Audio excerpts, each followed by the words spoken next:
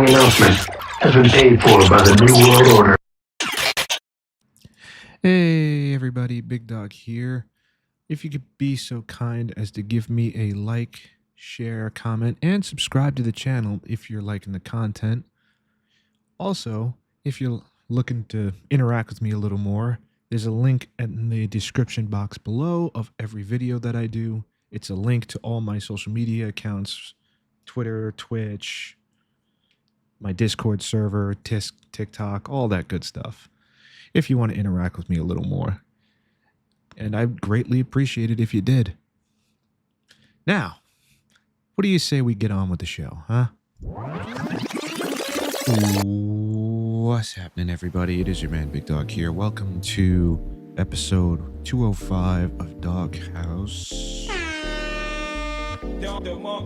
Oh, I apologize for not being consistent with my streaming schedule. Things at my job have gotten a little contentious, so I've been kind of dealing with that recently, so I haven't been streaming as much just because I've been my mind's been all over the place with this. I will try to stream tonight. Granted, I do have some, actually no, let me not say that, because I have family over, so unfortunately I'm probably not going to be able to stream tonight. If I'm lucky, I'll be able to do it on Sunday. I'll do a quick stream with you guys and then just call it a day. I also have to work on I'm going to work on a Kanye West video talking about his crash out, but I'm going to take a different approach to doing that video. So be on the lookout for that. Hopefully I'm able to get it done in the next day or two. But again, don't quote me on it. Anyway, so what do we have to talk about today? Well, we got a few things that we got to talk about, and I have to catch up on a few things as well. The first thing that I wanted to talk about is something that happened about a week or two ago that I found out about that was extremely ironic to me, but I'm not too surprised about it either. And that being that Spider-Man 2 has officially released on PC, but apparently it hasn't been doing all that great. And matter of fact, give me 2 seconds. I'm gonna pull up the Steam page for this game. Steam.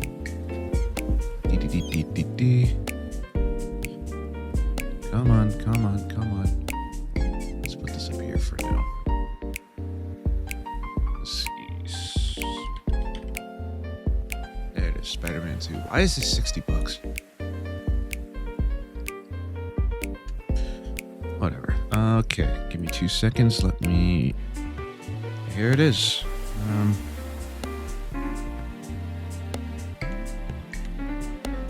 You can't zoom in. That's kind of annoying. Maybe, hold on a sec.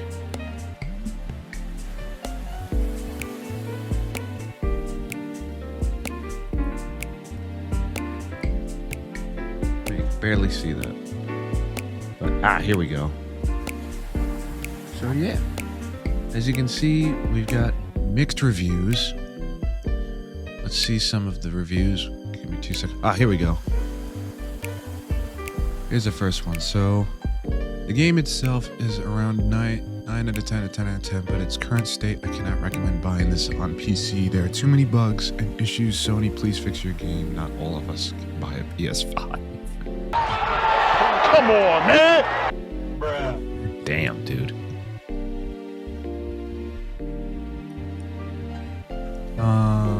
Product refunded. Damn. This game is terribly unoptimized. It baffles me how this game can run fine on a PS5, yet stutter and bugs out like crazy on high-end PCs. A lazy, undercooked port that was seemingly ignored by PlayStation until the last minute. Oh, man. Oh, man. Oh, these are more recent over here. The game has a game-breaking freezing issue at this point. The new patch completely screwed my ability to continue progress after 8 hours. I was really enjoying the game up until that point, but now I can't play through it. Not sure why. Do not buy this. Do not buy until they fix this junk. Oh my god. That's funny. This game is absolutely broken despite running on 4090. Severe stuttering issue. Severe stuttering and freezing through cutscenes. Game keeps crashing. Voice sync is about 3 seconds off. Tried everything in order to fix it and still nothing. That's sad, man. Come on. You can't... Whatever. It doesn't matter. Okay, give me 2 seconds. I want to find some benchmarks of this game. God damn it.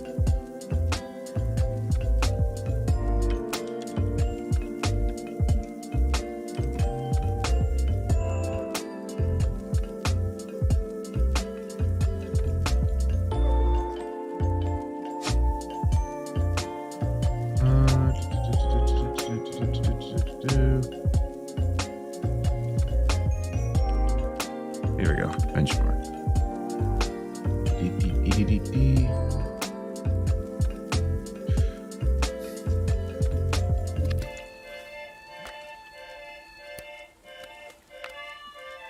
Ah, here we go. Hello, guys. Let's watch this real quick. It's Crispy here. Welcome back to another. What the hell? Not this again. Oh, I'm man. sorry, guys. I don't know why this keeps happening. Every time I open this and it goes to another screen. There we go. Jesus. I hope you guys can't see that anyway. Alright, let's do this. For the video in this one, my friends, I'm going to be testing a GeForce RTX 5080 16GB GPU shall we? Alright, let's go over the settings first. I am starting at 4K resolution, but I'm also going to test this at 1440p and 1080p, and I'm using DLAA at the moment. No frame gen, no upscaling, and we're using the highest settings over here, aside from ray tracing, which we will also utilize a bit later. Okay. Alright, we're here, guys, getting 70-ish frames per second. Actually, what's going on down there? Wow. That is really low. That is really low. What is that? Oh, man. What are the system requirements for this game?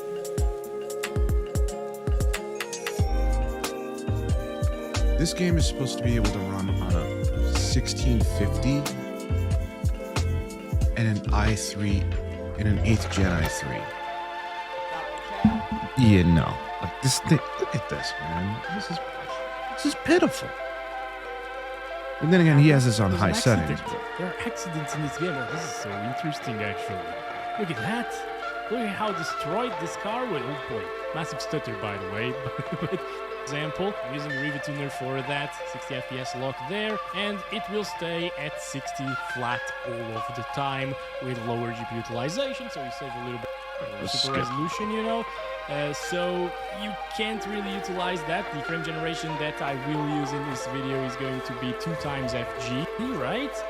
Yeah, so this DLSS quality is next at this resolution, and this should smooth things out quite decently, right? Yeah, so this card with DLSS quality, I'm seeing a bit of shimmering actually, even with DLSS quality here. It's DLSS 3.5 super resolution, by the way. It still looks really nice at 4K. That's sad. You need to use DLSS to actually get above 100 frames, bro. That's fucking pitiful. This is a 5080. This is a brand new card. Come on, man. Actually, you know what? Let's see how it runs on 1440.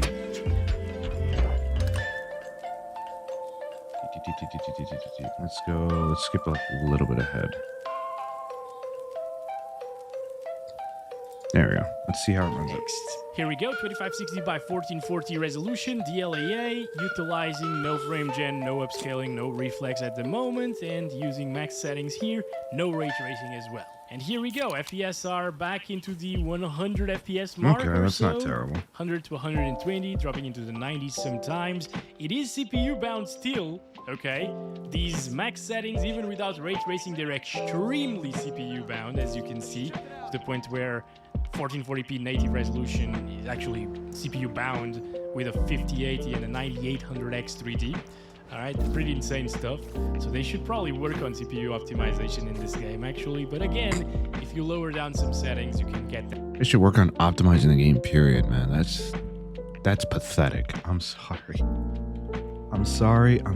but you can't have a game like that run like that, man. It's pitiful. It's pitiful. But anyway, again, Sony, you guys really need to get your act together, man. Like, I used to be a big PlayStation guy, but now that I've switched to PC, I gotta say, I've saved a lot more money on games. I have saved so much more money on games, but then again, you guys don't need to know about that. But anyway, on to the next topic. Speaking of Sony, they, oh boy, how do I say this? They unfortunately ended up in some hot water last week, I want to say. Yeah, it was last week. And I would have covered this earlier, but again, things kind of took a turn with my professional life, so just bear with me on that. Please? Oh. Actually, I don't know if this was the right article to use, but it's fine. So basically, how to explain what happened. Last week, I think it was last Friday, PlayStation Network went down. Again! And then it stayed down until I believe it was Sunday. It came back up officially. Yeah, it was Sunday. But yeah, a lot of people were not happy. And as this article can attest to, a lot of PlayStation players are pissed off, rightfully so, and they're demanding refunds because of the outage, which I don't know if you're going to get away with that, guys, but who knows? But what the hell, I hope you do. But let's get into this article real quick.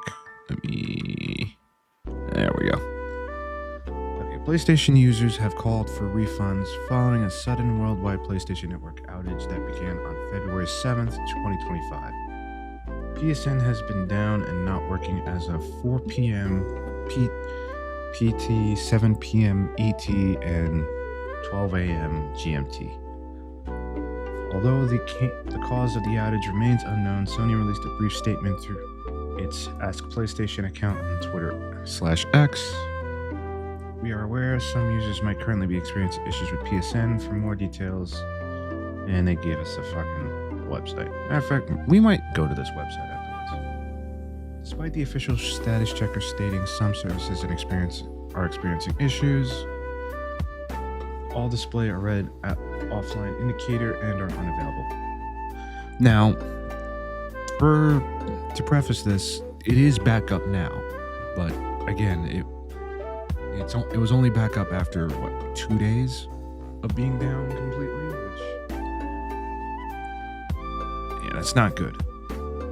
So PlayStation owners call for compensation following the statement, which came just over an hour after PSN went down. Many called for some form of compensation. Unacceptable lack of communication. We pay for your services. Many people make plans to play together on the weekend. You have allowed a disruption in services we pay for and plan for, without communication with us about what is happening. Reimbursement would be the thing to do. The top comments read. I'll be honest, I kind of agree. I kind of understand that sentiment because, yeah, they're right. Nowadays, you do have to pay for PlayStation Online. Back in the day, during, I believe it was the PlayStation 3 days, you didn't have to do that. And what I was told and what a lot of people were told was, yeah, you're gonna have to pay for online when you get the PS4, but This will go to having better security. Not the cap. That, of course, was cap. Because didn't they get hacked even after the big hack in 06? I think it was 06 when their network completely went down because they got hacked. And it was down for months. And this, granted, I don't know whether or not they got hacked. I doubt they got hacked, because if they did get hacked, they'd probably come out and say it. Or maybe they wouldn't. Who knows these days? But I don't know. Let's find out.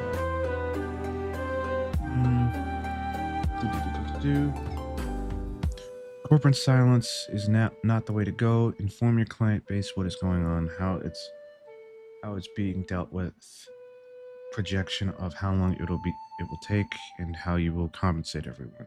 Came another response. How about some compensation since we were costed a day on the weekend? Another echo.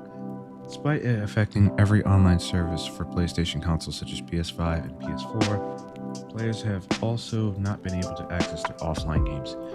Now, I'm gonna talk about that in a minute. Yeah, been down since 6 p.m., so 5 hours now. Sucks. I can't play any offline games I own because my PS5 can't verify I own it every time I log in, instead of, just saving that info to the system. He's got a point. Sure would make this downtime an almost non-issue.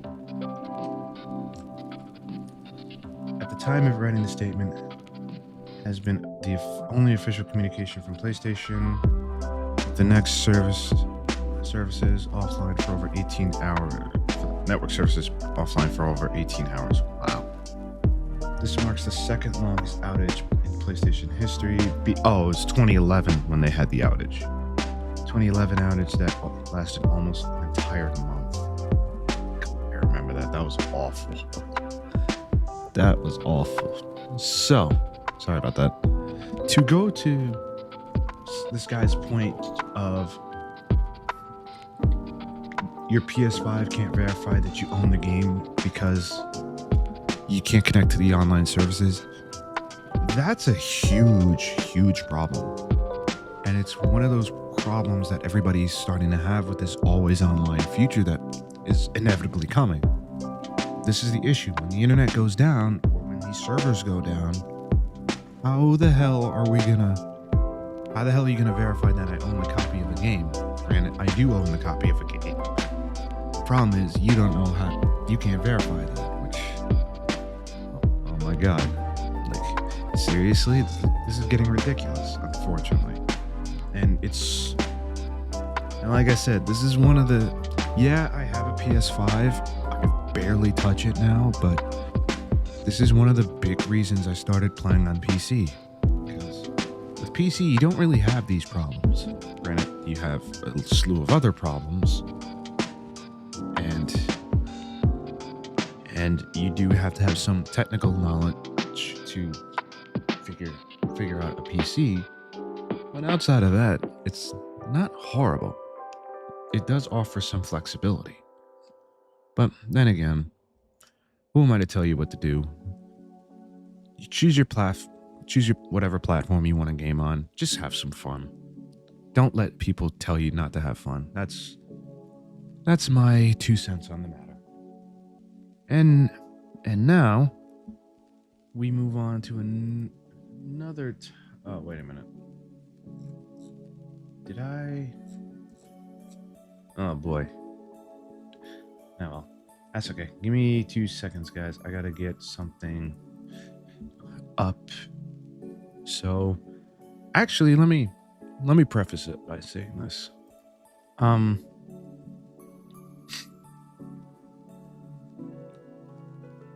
Where is it?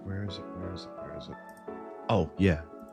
So, as you guys know, the RTX 50 series launch was a bit of a mitigated disaster.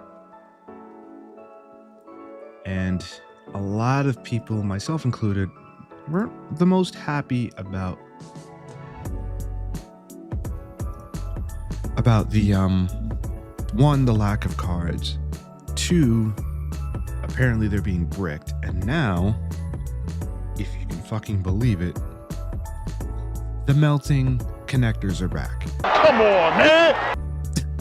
Oh my God. Come on, NVIDIA. Like, this is ridiculous. You guys...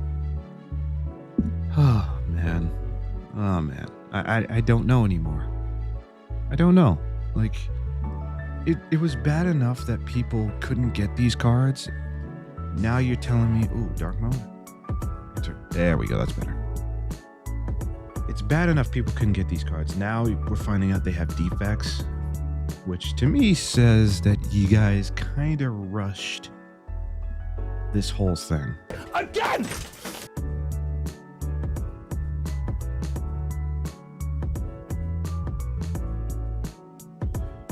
And all right, let's get through the article.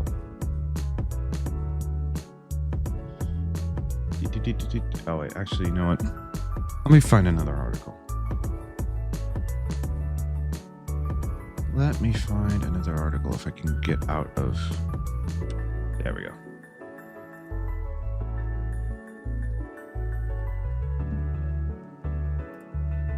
Ah, here we go. This one might work. Ouch. Shout out to Tom's Hardware. Actually, no, this is Windows Central. Never mind.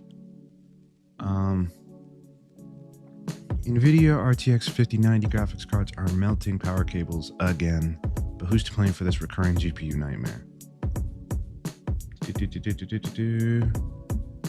Melting cables are once again affecting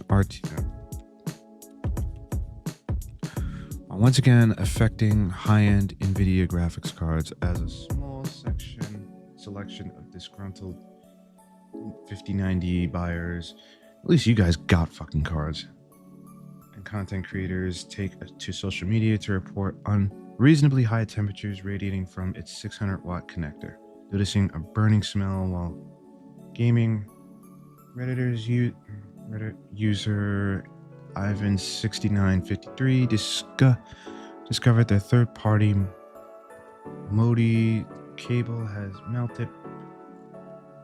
Jesus, look at this.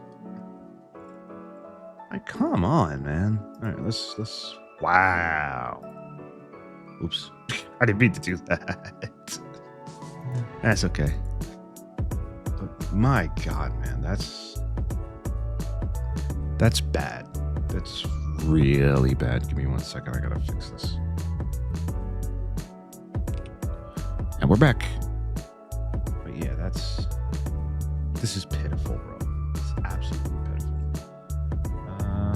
4090 GPUs were similarly stricken, albeit more widespread, with a dangerous power problem affecting the last gen power connectors at its launch toward the end of 2022, which excuse me, raised temperatures and eventually melting cables and posing serious fire risks that unfortunately continued happening to some unlucky users for months afterwards. Back then, the initial response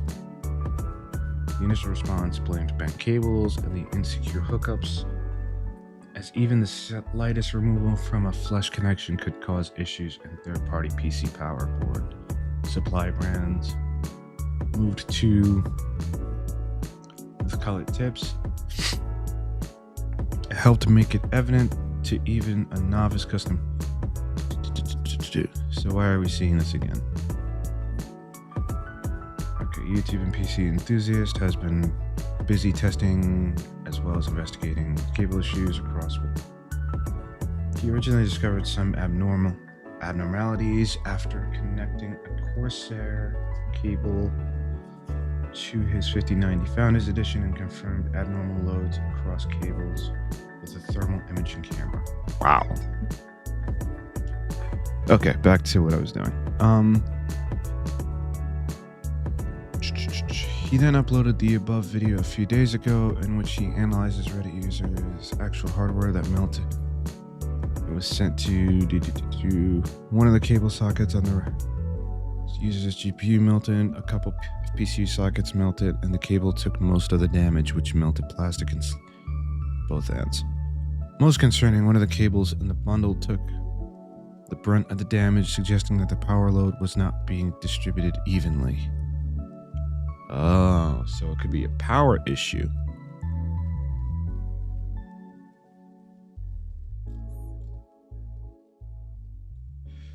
Redditor.